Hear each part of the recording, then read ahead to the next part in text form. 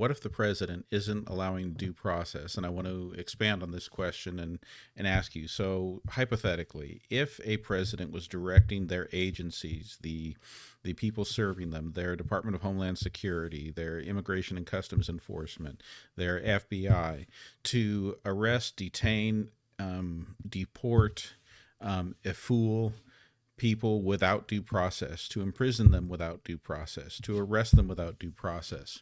What then? Would that president be violating the law, violating the Constitution, committing a crime? Can you explain that kind of a circumstance to us?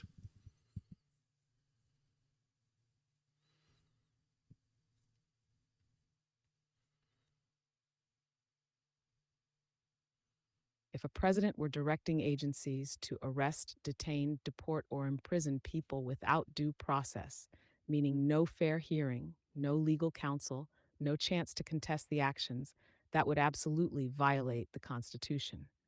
Due process is guaranteed under the Fifth and 14th Amendments. Denying it systematically could be considered abuse of power, unconstitutional, and potentially criminal, depending on the extent and intent. In that kind of scenario, you'd expect massive legal challenges, congressional investigations, and maybe even impeachment proceedings. It's a full blown constitutional crisis.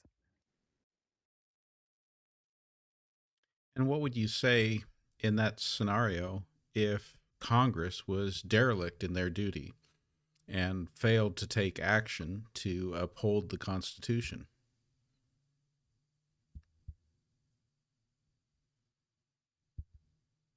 Then we've got a double disaster on our hands.